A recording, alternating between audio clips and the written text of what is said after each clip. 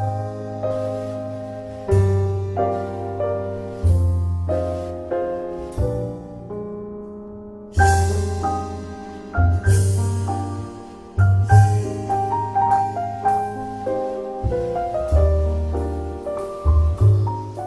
को सादर नमस्कार।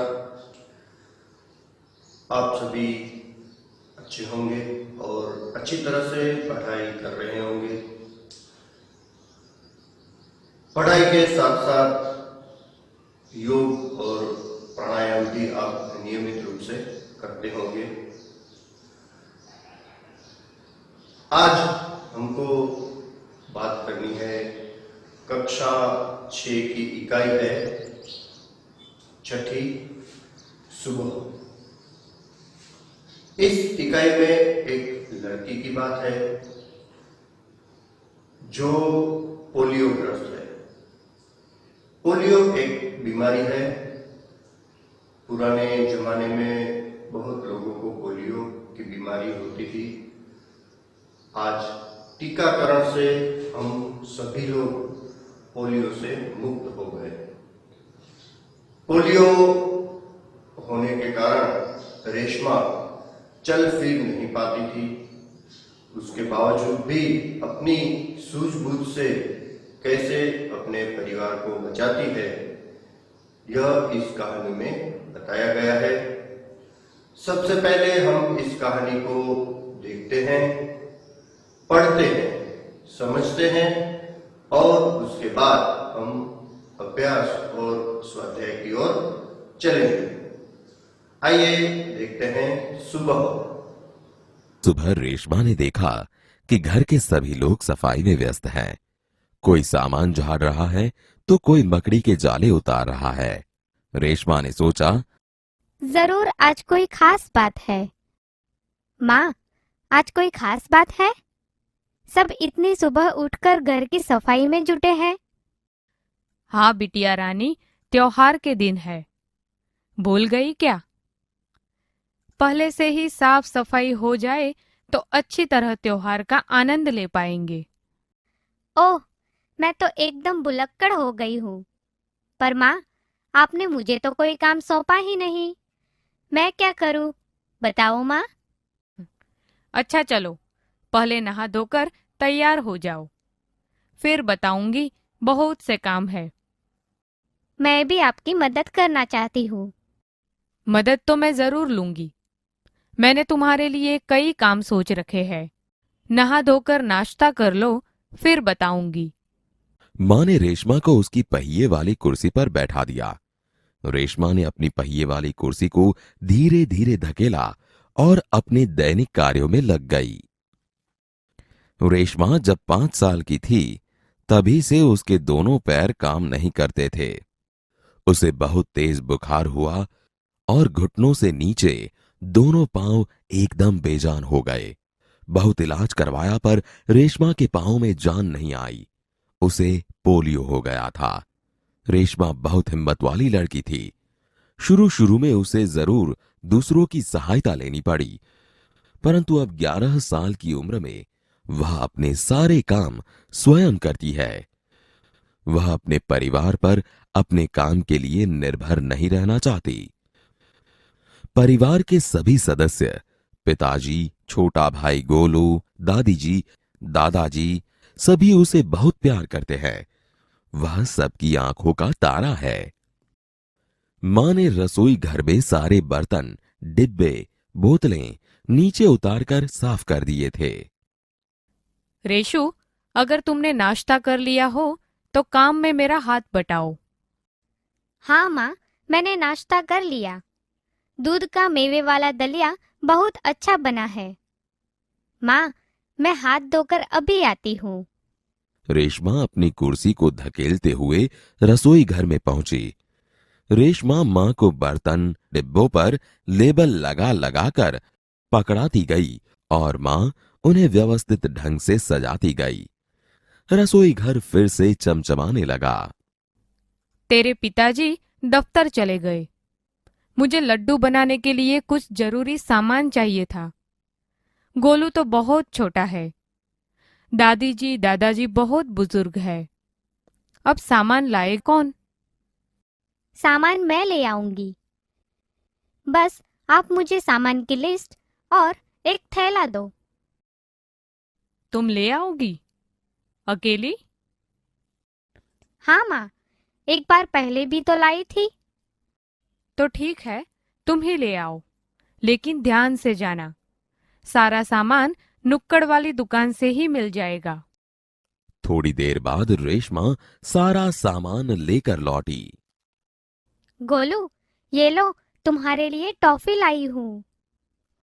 गोलू टॉफी पाकर खुशी से उछलने लगा। कुछ ही दिन बीते थे। एक दिन शाम को रेशमा का घर दियों के झिलमिल प्रकाश से जगमगाने लगा। पूरा मोहल्ला जगमगा रहा था, जहां रोशनी ही रोशनी थी। क्या जमीन क्या आसमान।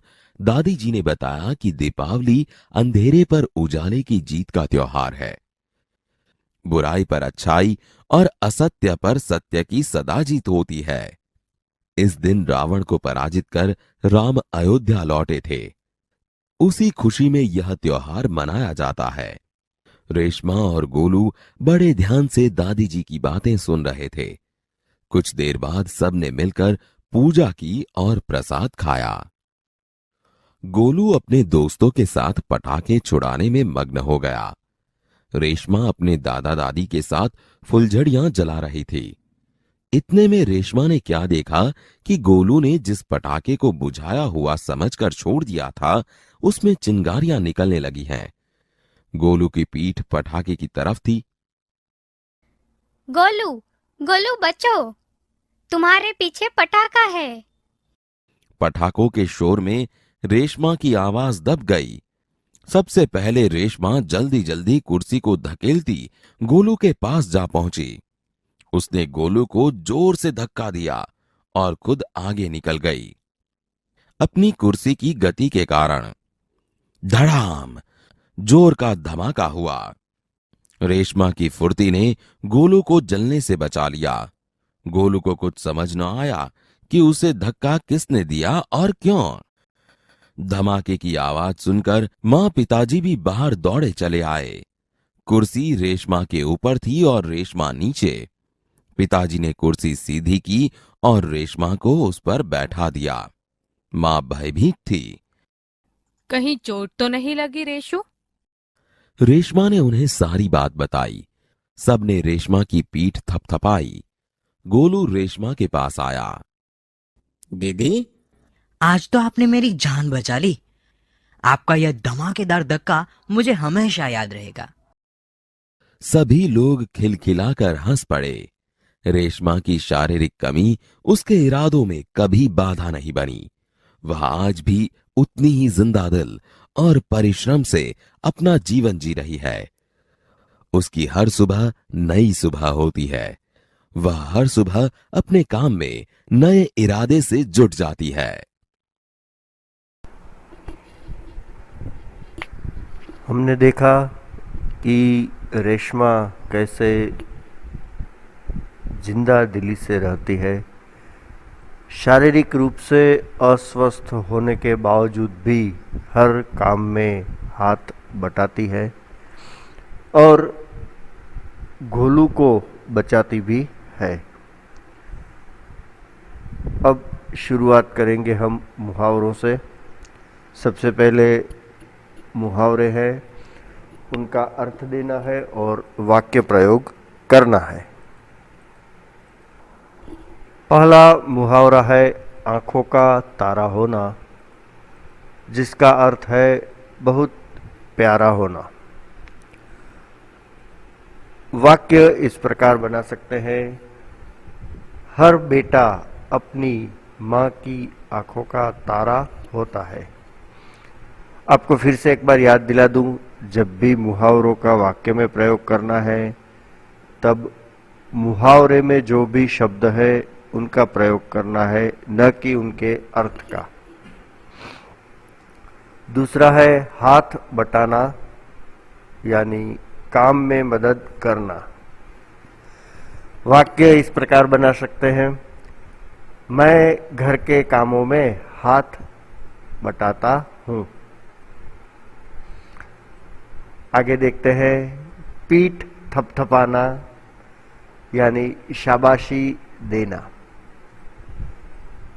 शिक्षक ने प्रथम श्रेणी से उत्तीर्ण होने वाले छात्रों की पीठ थपथपाई।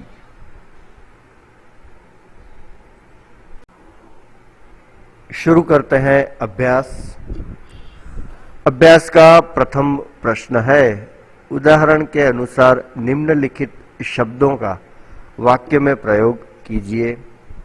यहाँ पे उदाहरण दिया गया है। पहला शब्द है मंडराना। मंडराना शब्द आए ऐसा एक वाक्य बनाना है। आकाश में काले काले बादल मंडराने लगे। उसी तरह यहाँ पे शब्द दिए गए, इन शब्दों का वाक्य में प्रयोग करना है। बाधा, अच्छे काम में बहुत सारी बाधाएं आती है। दूसरा शब्द है उत्सुकता।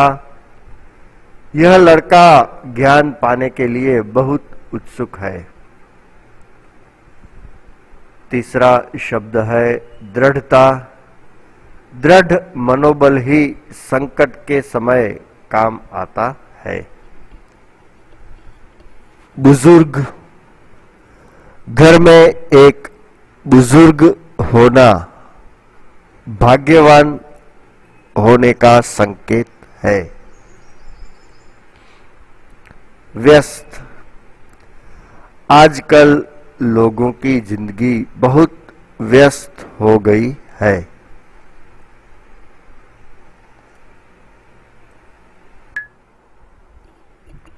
शुरू करते हैं अभ्यास का दूसरा प्रश्न। अ में है, प्रश्नों के उत्तर दीजिए। पहला है, दीदी आपका यह धमाकेदार धक्का मुझे हमेशा याद रहेगा। गोलू ने रेशमा से ऐसा क्यों कहा? उत्तर इस प्रकार लिख सकते हैं, रेशमा ने गोलू को जोर से धक्का दिया था क्योंकि वह पटाखे से जलने से बच जाए। इसीलिए गोलू ने रेशमा से कहा, दीदी आपका यह धमाकेदार धक्का मुझे हमेशा याद रहेगा। प्रश्न दूसरा है, रेशमा की शारीरिक कमी उसके इरादों में कभी बाधा नहीं बनी। इस वाक्य का भाव समझाना है। पोलियो के कारण रेशमा के दोनों पांव बेजान हो गए थे, लेकिन इस शारीरिक कमी से उसकी हिम्मत में कभी भी ओट नहीं आई। वह हर काम पूरे आत्मविश्वास से और लगन से करती थी। पोलियो के असर से उसके दोनों पैर काम नहीं कर रहे थे, पर उसका मन कमजोर नहीं हुआ था।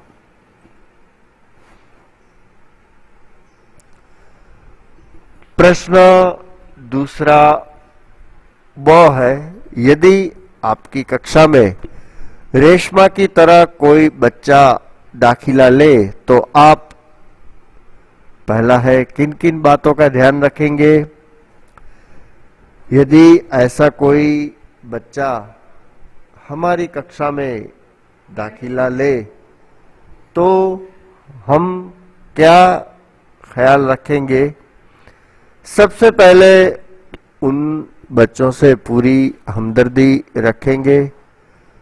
ऐसा व्यवहार करेंगे जैसे सभी बच्चों से करते हो। साथ ही साथ उनका ख्याल भी रखेंगे और देखेंगे कि उनको किसी प्रकार चोट ना लगे।